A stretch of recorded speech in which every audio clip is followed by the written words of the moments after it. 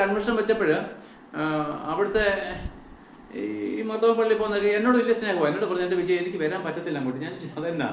അതെ, അച്ഛൻ ഞങ്ങളെ അനുവദിക്കത്തില്ല. അപ്പം നോക്കിയേ, അതൊരു നാണം കെട്ട പരിപാടിയല്ലേ? കർത്താവിൻ്റെ വചനം കേൾക്കുവാൻ അച്ഛൻ തടസ്സം നിൽക്കുന്നെങ്കിൽ നമ്മൾ ആരെയും തള്ളിക്കളയേണ്ട? അച്ഛനെയാണോ കർത്താവിനെയാണോ? ഞാൻ തുറന്നാ പറയുന്നത്. യേശുക്രിസ്തുവിന്റെ വചനം കേൾപ്പാൻ എന്നെ അച്ഛൻ തടസ്സപ്പെടുത്തിയാൽ നമ്മൾ ആരെ അംഗീകരിക്കേണ്ടത്? അച്ഛനെയാണോ യേശുക്രിസ്തുവാണോ അംഗീകരിക്കേണ്ടത്? നമ്മൾ ധൈര്യം എടുക്കണതിന് വേണ്ടേ?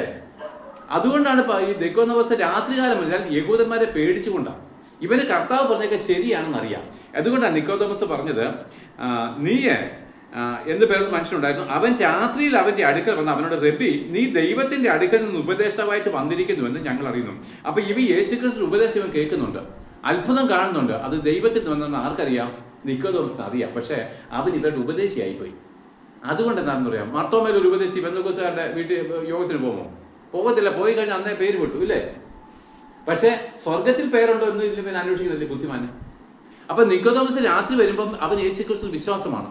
അവസാനം യേശുക്രിസ്തു മരിക്കുമ്പോൾ അവന്റെ ബോഡി ചോദിക്കുന്ന ഒരു വ്യക്തി ആരെന്ന് പറയും? നിക്കോദെമോസ്.